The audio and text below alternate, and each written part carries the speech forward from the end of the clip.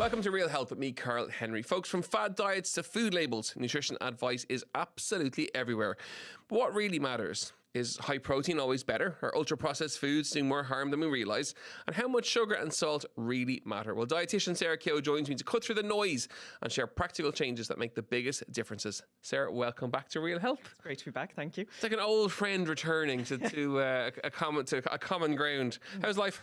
All good, busy out, yeah, but all good, enjoying it.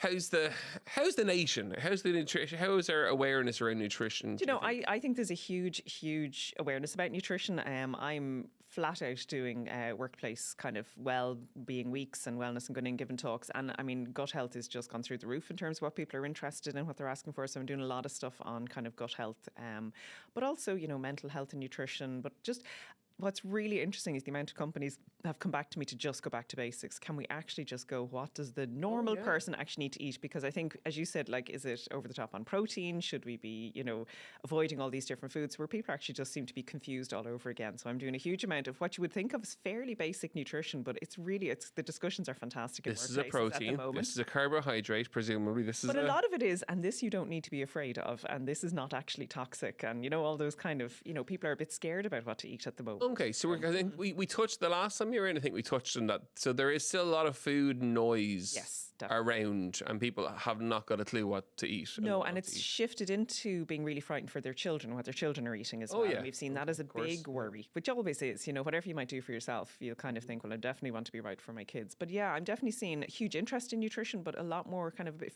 more fearful around it in the last while. Scary. It is. Doesn't need to be, which is the problem, you know. And on children's nutrition, then, that organically brings us to the very topical hot meals in schools. Straight in. Why not? Let's go. Let's go for it. Well, I mean, you know, I've never seen such a good programme get so much abuse. There is a lot of pushback. And, you know, the funny thing is that I speak to so many parents who are delighted, but they're quiet about it. They're nearly afraid to say, I think it's great, because somebody's coming along and, I don't like what's in it.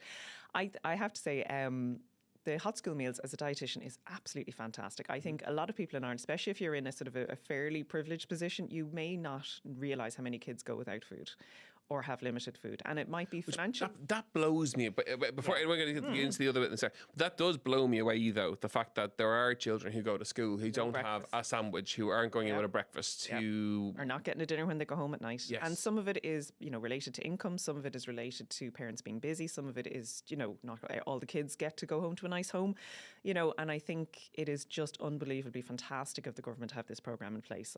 Like, dietitians, hugely welcome. And I have colleagues for years who would have worked in all kinds of like after school programmes trying to get breakfast clubs and all of this just to get kids fed. Because if you're going to give children an equal shot at education, you know, you're immediately lost if you're hungry going in, if you can't concentrate.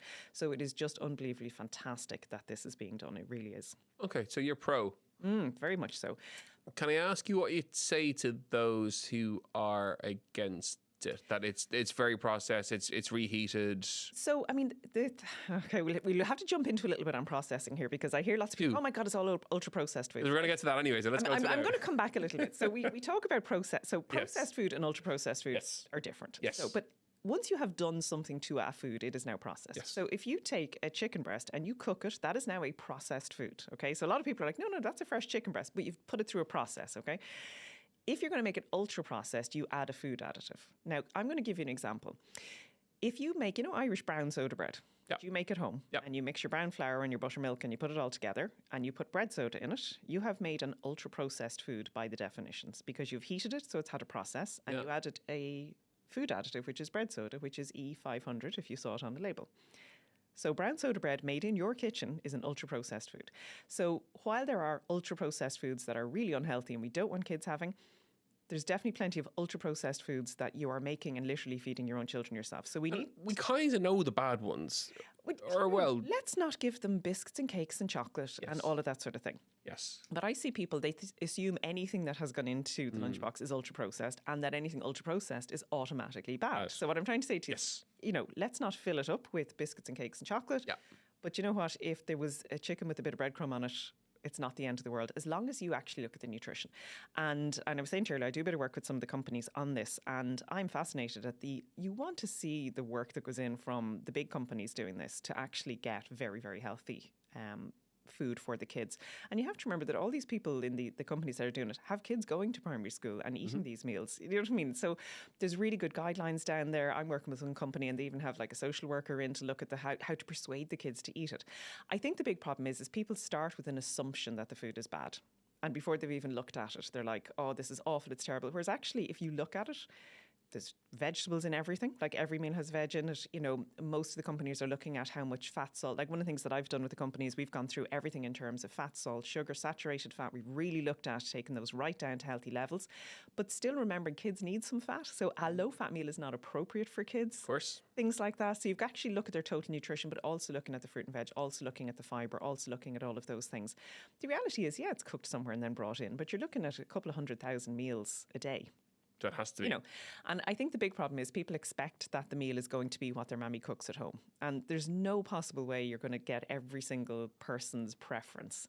So it might not be what you make, but that doesn't mean it's bad. It just means it's different. And people need to relax a little bit, to be perfectly honest with it. I'm with you. Yeah, and I'm not paid or employed by anybody, but just as from an opinion perspective, that if it means that all the children who go to school get a hot meal, that's good. Yeah. That's, it's good. It really is. And I think we need huge positivity around it because kids are very influenced by adults. So if you have an adult, whether it might be a teacher in the room or a parent at home, whatever, going, oh my God, it's all terrible. Guess what? The kids are going to do that.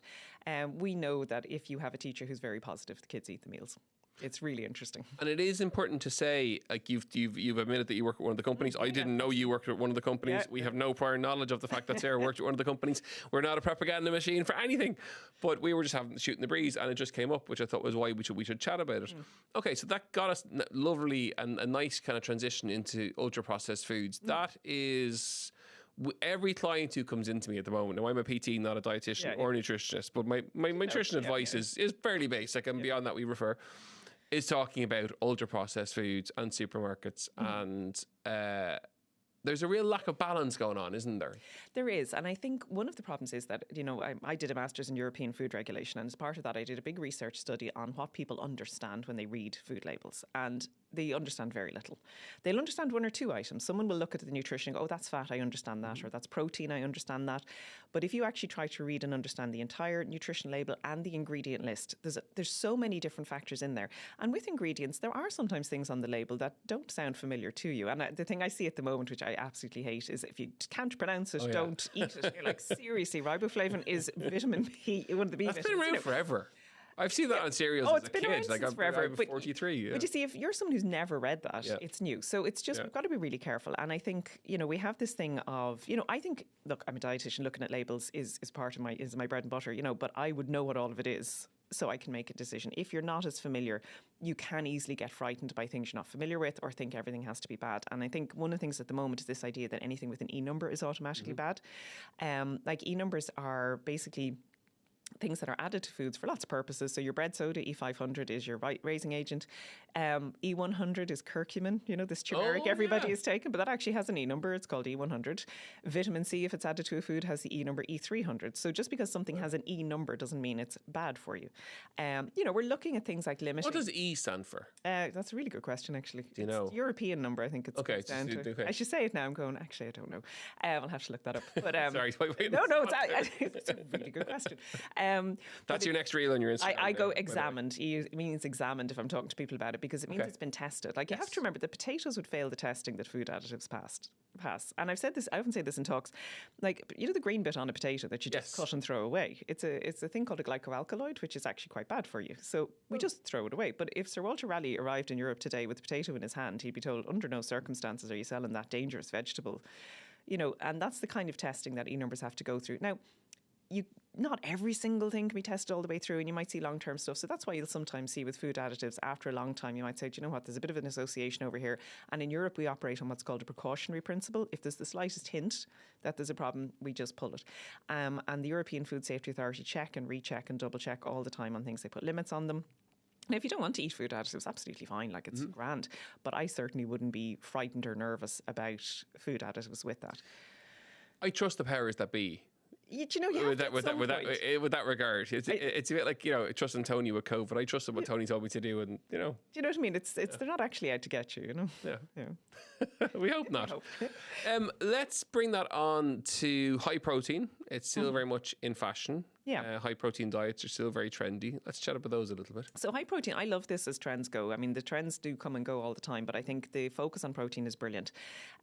Lots of reasons for that. We do obviously need a certain amount of protein to build muscle, but what we do, particularly as we get older, from sort of mid-40s, mid-50s onwards, we start to just naturally lose muscle, and that sets the stage for frailty maybe in your 70s, 80s and so on. But what we are finding now with fantastic research is that if, as we get a little bit older, we increase that protein, we are delaying that frailty later on.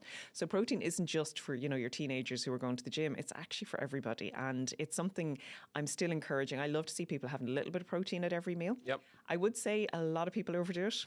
Hugely overdo it. So chatting about overdoing protein now. So do we have a number? Or is it like 2 chicken breasts too much? Or, well, you know? do you know what I'd actually say is very often people, if they decide they're going to, right, I'm going to increase my protein, they look at what the local international bodybuilder is doing. Yes, they do. That. And I was like, please and don't that's do why that. I ask you. Yeah. So, you know, we talk about often protein with grams per kilogram, which is a bit fiddly to work out. But you're looking at, you know, the official guidelines in Ireland are about 0.8 grams of protein per kilogram. But a lot of people who are kind of been active, and certainly for older people, we're looking at maybe 1 gram per kilogram, even 1.2. And for the vast majority of people, that's plenty. Someone who's like very, very seriously heavyweight bodybuilding, you might get up to like 2 grams. You've now sent every fitness influencer over the edge. That's what they're pushing and recommending. And you see, this is what I'm just, what's in my head is someone I spoke to recently, and she weighs 58 kilograms and was told to eat, you know, double that in her weight. And she was nearly dead trying to fit it in, because it's just, it's a huge amount. I'm saying it time and time. So that's why I ask you, because you're the qualified source here, where it's 2.5 grams per kilo, and people are coming in trying to eat 200 grams of protein. No. And you're like, that's just not going to happen. And the people forget to count the protein in foods like cereals and all the other things. Because when I get my nutrition students to do it, they massively underestimate, because they only look at the meat. But when you actually add in cereals, yogurts, all the rest of it, most people are already well over what they need. Okay, so kind of between 1 to 1.2 grams. The for vast most. majority, even if you're active, even if you're kind of out doing, you know, if you're competitively kind of at that athletic stage, I would see a good sports dietitian and get very individual advice. But if what you're doing is going to the gym twice a week, you know, you probably don't need to be up on the 2 grams per kilogram a day. Folks, just take a big deep breath there now and take that on board and share that one sentiment, if nothing else from Sarah's podcast today, to your friends who are trying to eat their 2 to 2.5 grams per kilo. It's just too much. There's no need. So you can tell them Sarah and Karl said so.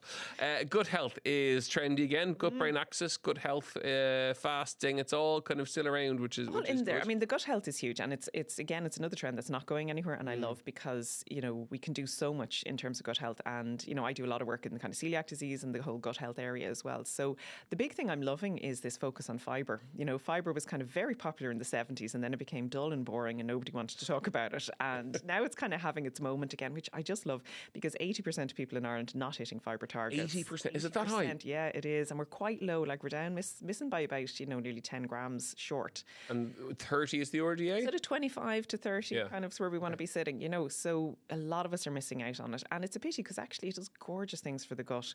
The amount of people I see with problems like constipation, which people think are funny till you have it. You know, and, you know, but it's just, for an awful lot of people, fibre is a huge issue with that. But I love looking beyond the gut with that. Like, you're looking at things like lactose intolerance is affecting around 10% of people in Ireland. And lots of people just don't know that being gassy and bloated all the time isn't normal. The amount of people who are like, that's good now, I like that. Yeah. Okay, so that's a symptom. That's not a normal symptom. That's not normal. Like, it's normal if you never eat beans and you sit down and eat a giant bowl of beans. If you're a bit gassy tomorrow, that's kind of normal. Yeah. But if you're someone who's kind of all the time, like, you're quite bloated, where you're noticing that there's a feeling of stretch in your stomach, where you know the clothes are actually tighter on you later in the day, that sort of thing, that is kind of, let's get checked out. Now, very often that's constipation, and increasing the fibre actually does the trick. It takes a while, though. It takes 6 or 8 weeks. It's not something, you know, people go, oh, I did that for 2 days and it didn't work. Yeah, no. Give yourself a bit of time and go slowly as well with fibre, for sure. Chat to me about what does 25, I've asked this before, I'll ask you again, 25 grams look like? So if you were doing something like, bowl of porridge is about 3 or 4 grams. Spoonful of seeds is about 3. A small bowl, would it? medium bowl. Okay. Yeah. Spoonful of seeds is going to be 3, so that would give you sort of 6 into your porridge. Throw a banana into that, you're up to about 8. Fruit and veg, 2 to 3 grams of fibre per serving. So the best way to do it is just get some at every meal. And then you try to go for the high fibre versions. Like if you're having bread, can you go for brown bread? If you're having potatoes, can you do it with the skins? Can you go for brown rice the odd time? Things like that. And then beans are brilliant. A small tin of, the half tins of kind of kidney beans. Oh, yeah. About 10 grams of fibre. Okay, so we're not talking bachelor's baked beans there. Baked beans are fine. A big tin of baked beans is about 15 grams of fibre. Is it? Yeah. So even if you only eat half, like you're still getting on to about 7-8 grams of fibre with it. So yeah, they're fine. I know someone is going to say, what about the sugar? So they have about 1 teaspoon of added sugar. Unless you go for the lower sugar one. You can get the no added sugar ones, but there's no need. You're looking at a bottle of soft drink can have like 10 to 13 teaspoons of added sugar. I think the bit of sugar in your tin of beans and you're getting all that protein and fibre is fine. If we over the summer weirdly gone back to being a child again of eating beans, eggs and potato waffles. It's lovely, isn't it? Fabulous. It's such a quick meal as well. After like a big swim, I'll come in, I'm starved, and I'll have 2 or 3 eggs, baked beans, and then 2 waffles. And it's like, and then I'm looking at that I get my fibre, I get my protein, and I get some carbohydrates. You're ticking all the boxes. I always love that for kids. Scrambled eggs and beans was my emergency dinner for my kids, my boys, when they were small. Because it's so quick, it's so handy, and it's really nutritious. It's just anyway, back to my enough maybe. Let's chat about undereating then. And signs that someone might be under-eating. Because again, I'm just aware of people listening in, all the social stuff around, and people are back from the summer and they're just kind of back on a fad diet or whatever. Signs and symptoms of not eating enough food. Well, it's one of those things, like, people are still this sort of trying to lose weight all the time. We still have this thin idea. And, I think for both men and women at this stage, being comfortable with your natural body weight is kind of hard for a lot of us. We all want, people are always trying to go on a bit less fattier and all the rest. So people do... Where are we at on a I'm intrigued in your take on that. Then. So a couple of years ago, weight, you couldn't talk about it. Yes. We kind of hit it, and I was part of the front. We were getting that literally left, right and centre when Operation Transformation was on. Yeah. You just couldn't talk about it. No. Are we getting better at having the chat about weight, or is it still very much a taboo? I think there's a huge problem with it in that on the one hand, the government is at the moment just concluding a consultation for the next obesity strategy. Saw that, yeah. Donald tell us about it, yeah. You know what I mean? And so that's really important. But at the same time, if it was purely looking at it from a health point of view, I think it would be fine. But we bring so much stigma with it. We bring so much negativity with it. People feel they're wrong or bad if they're not a certain weight or a certain shape. And, and I think that's whole body pressure. And I think it was mainly girls 20 years ago. Now we're seeing those young guys trying to have these ripped bodies, and sometimes you just need to be with it. But we are seeing a little bit more of a thing around restricting calories. So I have to say, if I see someone on these 1,400 1,200 calorie diets, like that's the calories they're still going. They are still going. That fascinates me. It's the calories for a 4-year-old. Like if you're feeling tired on that, there's a really good reason. Like it's like trying to run the car with no fuel. You have to actually put some in there. So if you are really pushing it, tired is always the thing. Like you should have reasonably good energy levels. You might not necessarily bouncing around the whole time, but you should be able to get through a whole day without desperately needing to go to sleep or dragging yourself around or needing coffee to get through the whole time. So if you're really restricting your food and you're that tired, maybe just have a look. Do I need to just bring in a little bit more kind of with that? But what you'll find, what we do see if people are restricting for quite a while, concentration goes, memory goes. You'll tell them something, they'll forget. They're thinking, how did I miss that? That kind of brain foggy kind of thing kind of comes in with it. So you're kind of looking at those where you're just not well on what you're doing. So for all that you might be doing exercising, you might be eating what looks like a very healthy diet. If you're not feeling well, definitely calories are worth looking at. Obviously, there's lots of other reasons, but if you know you're calorie restricting, and you're doing it quite severely, again, go and see a registered dietitian, get a little bit of guidance on it. People often restrict too much. And the thing is, you're better off to restrict a little bit less and take longer than to restrict a huge amount. And then you can't sustain that. That's my question, which is, we see it on Instagram a lot, which is how many calories should I be eating? I want to lose weight. And you see, it's that thing. Often what we would look at, and there was some fantastic research done about 15, 20 years ago, and they were saying what you want to really knock off is maybe, 400 or 500 calories off if you're eating a lot. Yeah. Over the day, over the week kind of thing. But you're talking about sometimes people are having 3,000-4,000 calories a day. A day? Well, if you have the giant bag of crisps and you have half a packet of biscuits and you know what I mean? Like sometimes that grazing kind of comes up. So you kind of stick to your good meals. and just keep an eye on the snacking. I'd say, I've never been really into counting calories. Like when I started out as a dietitian, it was you had your 1,200 calorie diet and you had all these different things. I'd always say to people, look, breakfast, lunch, dinner. If you are starving, eat something in between meals because it's not a torture thing. But watch this all day snacking is the thing I'd always say. And I would have an evening cut off. Yes, timed. Yeah, like a 7 o'clock. Just you're done at that stage, Yeah, simple. Portion sizes, smaller plates, all of that. Just that's something we talked about that. Yeah, I love the plate. The plate analogy is fabulous. It's so simple that they just got bigger. That's it. But they got bigger and we got bigger. Glasses got bigger, all got bigger. So just a small change back makes a big difference. Smaller plate and less snacking. Patience. See, no, people don't have that, you see. I'm not sure you see that in clinic and stuff. People want it instantly. Oh, well, I mean, you always saw the magazine covers years ago, you lose 10 pounds in a week. We all wish, but like you're better off to get a habit that you can sustain. There's no point doing something that is, I can just about manage this for a week. You need to be saying to yourself, could I still be doing this a year from now? So that's where a smaller plate is something you could still be doing a year from now, but a 1,200 calorie diet, no. And do you face resistance from people when you're saying, listen, now to up the calories there? No, I get relief. Oh, good. Okay. Relief. People are like, thank you. I can eat. It's okay. Yeah. Which is good. High salt and high sugar, they're the other two things I wanted to talk about. Yeah, so we're going to watch those. High salt is definitely a problem. We know it's linked with increased blood pressure and very definitely linked with an increased risk of stroke. So we definitely want to reduce that. I tend to say to people, and you can tell me if I'm right or wrong, you can slap me on the wrist or not, that there's no need to have salt on the table. Oh, I would be with you. We very rarely at home do it. And now there's times, like, don't get me wrong, I'll put salt on chips. Do you know what I mean? Like, there's times you'll do it. But I wouldn't automatically put it out because then it automatically tells people to use it. Yes. So it's just something, I'd leave it off. The thing about the salt is it doesn't have to be banned. I was talking to a group recently and I said something about putting salt and like, no, salt is bad. And you're like nothing has to be cut out. But you just look at amounts. So it's really keeping an eye on the very salty foods. And they're, we know them. It's the sausages and the bacon and the crisps and the salty popcorn. And, bought soups can have a lot of salt in them. But it's, you might get a tub of kind of bought soup that has maybe 2 or 3 grams of salt. You're allowed 6 in the day. Isn't that where... balance it, yeah. Look, spending a little bit of time in your food shop and looking at the labels is handy because there's a massive variance with the likes of soups. Stuff like that. Yeah. What I would do is rather than standing there to read every single item, I would kind of go, next couple of weeks, let's look at salt. And just look at that. And then you'll get to know which is the lower salt soup or whatever way you want to go with it. And then the week after that, you could look at something else if you wanted to.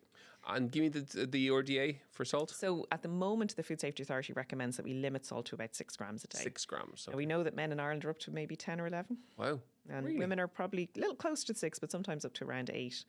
Men tend to eat more bacon and ham and bigger packets of crisps. And without with it. upsetting certain parts of the farming community, are we still not mad about ham, bacon, processed meat, sausages? So, I mean, from a protein point of view, they're fabulous, but we are watching them. I mean, what it actually is, there is an association. Now, it's small, so nobody needs to panic, but there's a small increased risk we see with with colon cancer. And if someone is eating, now the figures are around 50 grams of processed red meat every single day for your entire life to increase your risk of cancer by about 1%. Wow. So it's there. I love when people see this is why you come in and you explain things properly. We're like some influencers say, oh, it's linked to cancer. You say, well, actually, no, you have to eat 50 grams per day for your whole life to increase the risk by 1%. It's a bit like aspartame got a 2B cancer rating. And it's if you drink 14 cans of diet drink a day, so it's dose matters with all of these things. So look, I've no issue with kind of the sort of bacon, ham, those kind of things. I mean, they're gorgeous. But maybe you could have chicken now and again. Or, moderation. It's that kind of thing. There's so many other foods out there. There's fish, there's chicken, there's lovely things to eat. It doesn't have to be always the ham or bacon, lovely and all of that. I find that in West Cork, like ham is like... We have our ham in Ireland. Everywhere. High sugar foods then. So again, the big risk about sugar is that it does rot your teeth. And people are a bit, well, so who cares? But actually teeth are really important. And a big factor in poor health as we get older is poor teeth. Because as soon as the mouth gets sore or uncomfortable, we see protein going down in older people, we see fibre going down. So that's muscle weakness, it's loss of appetite. So it's a huge thing with it. And that's the big thing with sugar. And the interesting thing with sugar is from a teeth point of view, it's not how much, it's how often. So it's how often you eat the sugar. So 1 bar of chocolate eaten all in one go, from a sugar point of view, is less harmful to your teeth than the same bar of chocolate eaten over 5 times over the day, because you're exposing your teeth to the sugar 5 times instead of once. Okay.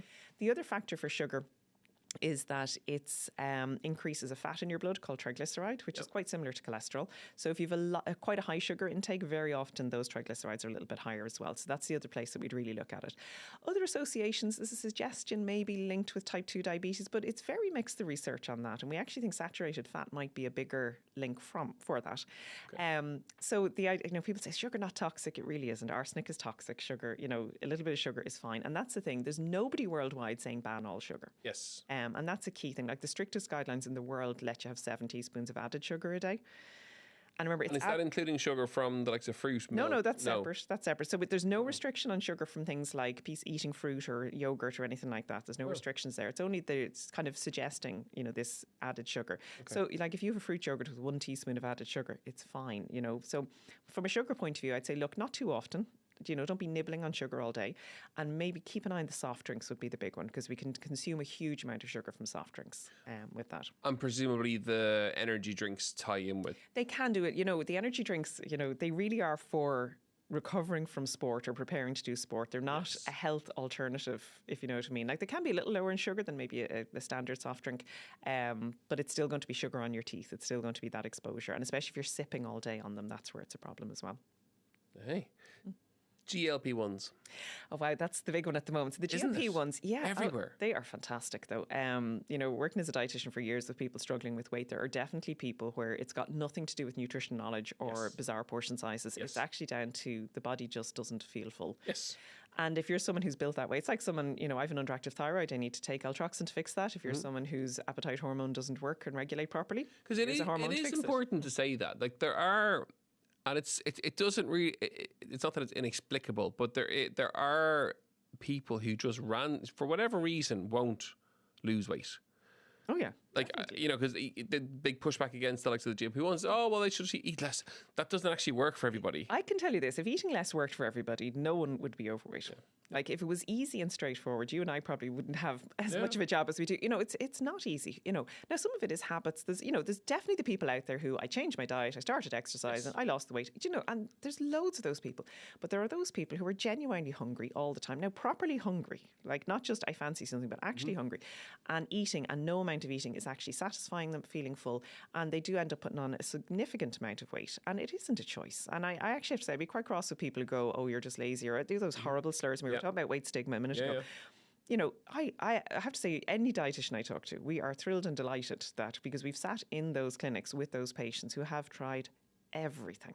And it is just fantastic that there's a solution. Now, the thing I would say, and I actually gave a talk on this during the week, I got invited out one of the libraries to do a talk on it. It was really interesting. And I was saying it doesn't work for everybody. Yes. Because, sometimes people put on weight because they are stress eating. Yeah. If you're a stress eater, this medication isn't going to fix it. It's if you have this change in hormone.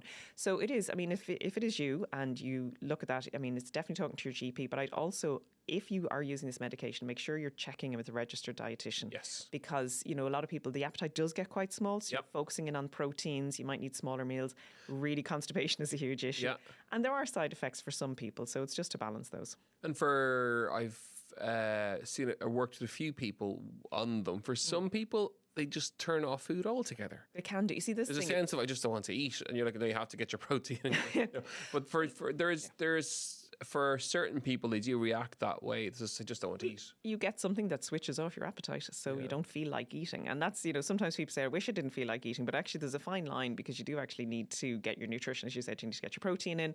So that's where you're adjusting doses. You're really checking back in. It's not a case of you just take this and disappear into the sunset. You really need to be followed up, checked out. You need to see your dietitian. You probably need to check in with your GP, whoever's looking after you with it. Like, it is when I say a serious medicine. Oh, it is, though. It is a serious medicine. I do think that there is a lack of awareness around how serious medicine it is. Yeah. I think we have a very big cohort of the population getting it, using it, who might have a stone to lose before the holiday, and for those, it's just another quick fix, because once they come off it, they're rebounding. And that's going to be true for anybody. Do you know what I mean? So it's meant to be quite a serious medication for people who are really struggling, and it is fantastic that it's available for people to use. But yeah, it's not something to do kind of just randomly. I'd be sitting down, have a good think about it. Is it going to work for me? As I said, if you're a stress eater, it may not make as big a difference. So it just depends. I know, working with some of my colleagues, they would definitely say that if patients have definitely lost 40 kilos on it and things like that, and others who haven't lost anything because that wasn't actually the reason why they were putting on the weight in the first place. If people want to follow you, So give us your Instagram. Yeah, I'm on Instagram at Sarah Keogh RD. So, and the website is eatwell.ie. I love when we chat. They're always like the longest eps that we do because they're just really interesting. You just know so much about stuff. Well, we cover really important ground. I think with each ep that we chat through. So, as ever, thank you for coming in, and we'll see you again very soon, folks. That is it for another episode of Real Health with me, Karl Henry. As ever, you know where we are at Karl Henry PT on Instagram, Real Health at independent.ie, and on the Irish Independent website. If you like what you heard, don't forget to rate and review, and we'll see you next week for more Real Health. Slán go fóill.